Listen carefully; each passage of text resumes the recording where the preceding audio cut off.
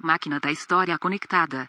Iniciando a transmissão. Diário de salto sobre o dia 7 de abril do ano 30. Continuação do relato sobre o dia da crucificação. Missão Cavalo de Troia, transmitindo para o canal Máquina da História em 2020. Povo do futuro, como podem perceber, estamos de volta ao meu tempo e nesse momento me encontro em nosso quartel-general no ano de 1918. Conforme combinado com Jesus, esperamos o domingo da sua ressurreição e à noite ele apareceu para nós, em seu corpo, meio carne, meio luz. Ao ver o mestre, Eliseu não se conteve e pediu para tocar sua pele. Jesus consentiu e, me olhando já com aquele seu sorriso costumeiro, perguntou se eu também não queria tocá-lo para assim relatar com conhecimento de causa às gerações futuras. E, mesmo meio acanhado, fui até o mestre tocando em suas mãos, senti uma textura macia, não tão áspera como a nossa pele, mas mantendo a mesma consistência material da nossa. O mestre nos avisou que iria partir para suas últimas aparições entre os seus diversos seguidores pelo mundo, e depois iria retornar ao seu reino, mas sem antes destronar o príncipe desse planeta. Eliseu, claro, com sua habitual curiosidade, perguntou: Mestre, o senhor se refere a Lúcifer? E Jesus, olhando para as estrelas, suspirou e disse: Não, esse meu filho foi a origem desse problema e será julgado em seu tempo. Mas o príncipe desse planeta é outro e se chama Caligástia. A ele e ao seu grupo de rebeldes ofereci minha misericórdia, mas com desdém recusaram. Então, deixarei que o seu destino seja decidido pelos anciãos dos dias. Após essas palavras, ele chamou a nós dois, nos abraçou, seguindo de uma oração, nos abençoou e fez um pedido, que regressássemos ainda hoje, naquele dia, e não retornássemos mais àquele tempo, porque tudo já estava consumado.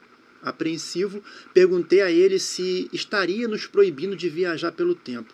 Ao que ele respondeu: Meus filhos, o Pai dotou todas as criaturas com livre-arbítrio.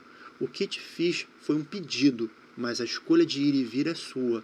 Porém, as consequências também. De nada adiantará regressar esse tempo, tendo em vista que o que aconteceu acontecerá da mesma maneira toda vez que regressares. E se voltarmos para antes desse tempo, antes da crucificação, e se quisermos lhe ver novamente, poderíamos? Perguntou Eliseu com o coração cheio de esperança. Todo aquele que me buscar, me encontrará.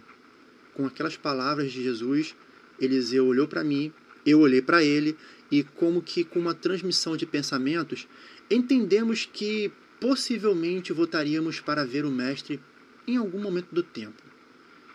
E mais uma vez nos abraçamos. Ele se virou, caminhou para o cume do Monte das Oliveiras e o vimos desaparecer, mas não na escuridão, pois o seu corpo emitiu uma tênue luz própria, mas literalmente ele desapareceu diante dos nossos olhos. E essa foi a última vez que nós vimos o Mestre Jesus.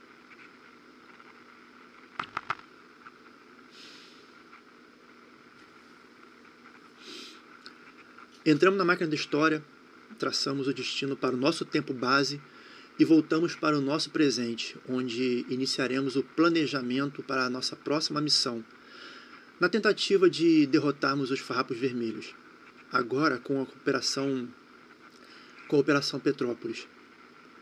E já que nós iremos iniciar essa nova missão, peço o apoio de vocês, não só para inscreverem-se nesse canal, mas para compartilhar com todos os remanescentes adeptos da monarquia brasileira, caso ainda haja alguém. Espalhem as próximas transmissões, pois creio que algo de muito importante acontecerá no seu tempo, depois dessa nossa missão. Já destruímos a genética da família Karl Marx. Procure nossos vídeos.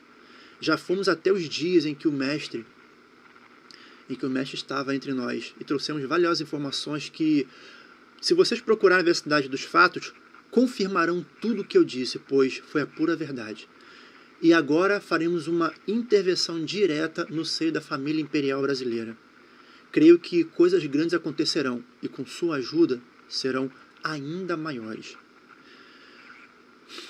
Continuando com o relato sobre o dia mais triste, mais sombrio da história da humanidade. Vai ser difícil.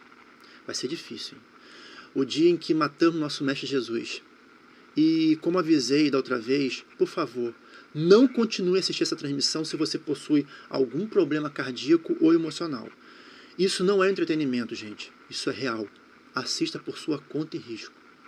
Bem, fomos interrompidos pela máquina da história no momento em que um dos carrascos se aproximou por trás de Jesus e, com um movimento abrupto, arrancou a túnica que cobria o corpo do mestre. Túnica essa que foi presente de Herodes Antipas no momento em que Pilatos enviou Jesus ao romano.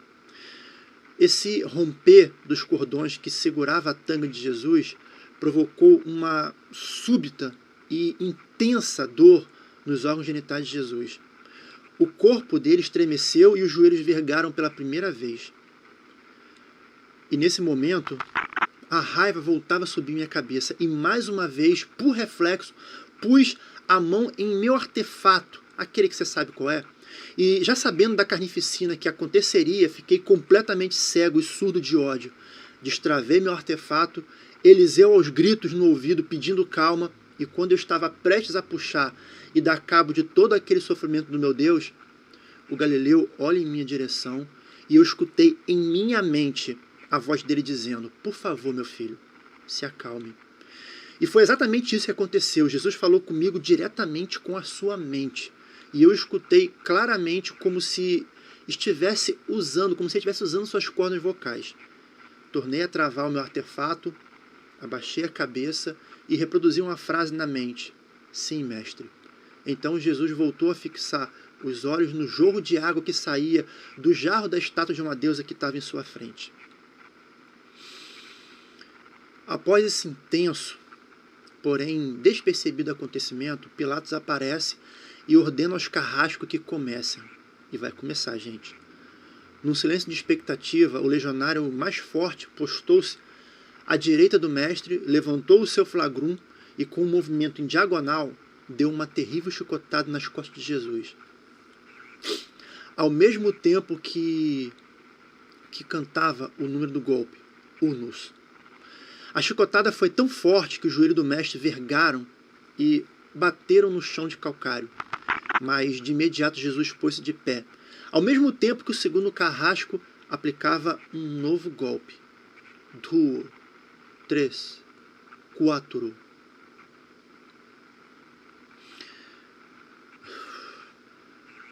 Os chocados ossinhos e das bolas de metal nas costas de Jesus foram o único som perceptível durante os primeiros minutos. O mestre, inteiramente curvado, ainda não havia soltado um só gemido sequer. Os ossos de carneiro e aquelas peças de chumbo arrancavam pedaços da pele das suas costas a cada chicotada. Aquela saraivada de golpes múltiplos, em poucos tempos pôs os ombros, costas e cinturas em carne viva. Pouco a pouco, cada golpe do flagrum, os ossinhos e as bolinhas penetravam na pele, provocando a sua ruptura, rasgando os tecidos musculares e arrancando vasos e nervos. 30. Gritava o monstro na 30ª chicotada, que levou Jesus a cair de joelho, mas mantendo-se com os dedos firmes, os dedos da mão firme naquelas argolas de ferro, aquelas gorras de metal da coluna, se aguentou. 40.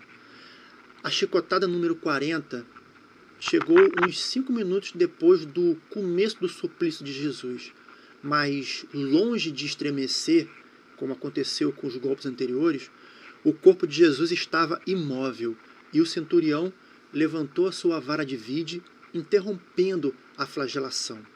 O carrasco foi até Jesus e, levantando sua cabeça, confirmou que o Galileu estava desmaiado. Então, buscou um balde com água e jogou sobre a sua nuca. E Jesus, ao sentir aquela água, moveu levemente sua cabeça. O centurião, que era observado de perto por Pilatos, ordenou que um dos carrascos levantasse Jesus e que fizesse uso da caçarola. Eu não estava certo do conteúdo daquela caçarola e fui perguntar ao meu amigo romano o que era aquilo, ao que me explicou preocupado que era água salgada. Fiquei aflito porque o mestre já enfrentava uma forte desidratação, em decorrência primeiro do martírio no Getsemane e naquele dia, no caso hoje, com as incontáveis torturas. Mas Pilatos queria entregar o Galileu completamente destruído para satisfazer o desejo de sangue dos judeus. E se levantando da fonte onde estava sentado, curtindo o seu curto descanso, que também deu a Jesus um breve momento de calmaria, o soldado tomou de mão a caçarola e, puxando a cabeça do mestre para trás, derramou todo aquele líquido goela abaixo do rabi. Agora, pela aparência desses soldados, sinceramente, eu estava bem suspeito que não eram romanos, mas sim mercenários sírios ou samaritanos, pois os seus movimentos de brutalidade os trazia um certo prazer que muito se assemelhava ao que se testemunha em acertos de contas, sabe? E conhecendo a rivalidade entre os judeus e samaritanos, Pilatos contratava esses homens para torturar os judeus, deixando assim a tortura um pouco mais efetiva. E após Jesus ter bebido toda essa água salgada, o centurião levantou seu bastão e os legionários voltaram a empunhar os seus flagruns, prosseguindo o castigo.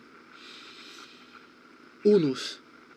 Os novos golpes foram redirecionados especificamente às coxas, pernas, nádegas, ventre e parte dos braços, para assim destruir toda a estrutura muscular do corpo de Jesus.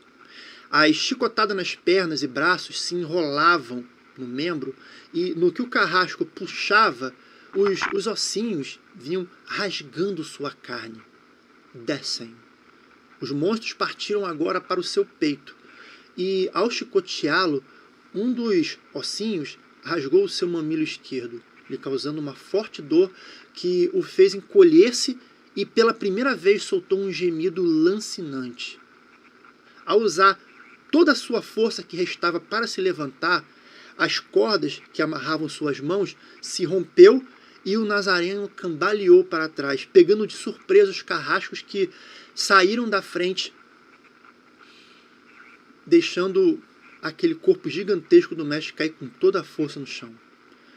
Os carrascos tiveram que arrastar Jesus até a coluna, o amarraram novamente e reiniciaram os golpes, mas dessa vez com ainda mais raiva por conta do esforço que fizeram. Já depois da 30ª chicotada, Jesus, com o corpo quase totalmente lacerado, respondia a cada uma delas com um breve gemido de dor. Não dá para mensurar o nível de dor que ele aguentou até aquele momento sem balbuciar. Mas no auge, quando um ser humano de estatura média comum, já teria falecido, o mestre ainda estava lutando e se mantendo firme. Ao continuar com os golpes à altura do peito, os músculos que protegiam as suas costelas foram destruídos e algumas das costelas do mestre começaram a precipitar-se para fora, recebendo os impactos diretamente nos ossos. Depois, seguiram para a altura da virilha, acertando muitos golpes nos testículos de Jesus, que já, sem força nenhuma, se encolhia junto à coluna. Quadrarrinta. A 40ª açoitada, que na verdade completava 80 golpes, caiu sobre um corpo totalmente sem movimento e totalmente destruído. O centurião, vendo que os carrascos já não tinham mais forças para continuar os açoites, olhou para Lucílio, o gigantesco legionário que acompanhava o massacre a meia distância. Ao fitar o olhar do seu superior, aquela aberração foi até o carrasco e, levantando a sua mão esquerda, deteve o estalar do chicote, tomando-o da mão do soldado. Ufa, que alívio, acabou, eu pensei. Só que, com um balançar de cabeça do centurião, o gigante levantou o chicote e iniciou novos golpes com toda a sua força, e o primeiro golpe pegou acima das nádegas de Jesus, na altura do cóccix, que deve ter causado tanta dor ao rabi que ele se esticou por completo em reflexo, mas voltou a cair com os joelhos no chão, porque os seus músculos não tinham mais resistência alguma. Até aquele momento eu havia percebido que os carrascos, por serem profissionais, estavam poupando alguns pontos vitais de Jesus para que ele não morresse com as inúmeras chibatadas. Mas agora, com o monstro Lucílio, as chicotadas pegavam em todas as partes do corpo, do rosto aos testículos. E cada golpe, o monstro gritava uma frase, Sedo Ateram, algo como traga-me outro. Depois da 9ª chicotada, a dor dilacerante fez com que... Máquina da história sem energia. Próxima carga em 24 horas. Final da transmissão em 20 segundos. A dor dilacerante fez com que Jesus involuntariamente urinasse. Felizmente, a sua urina ainda estava com a coloração amarelada, indicando que não havia sangue. Mas a descarga involuntária de urina serviu apenas para provocar o riso dos romanos e um ataque muito mais violento de ira de Lucílio, que considerou aquilo como um insulto pessoal. E, levantando o chicote, apontou com raiva para o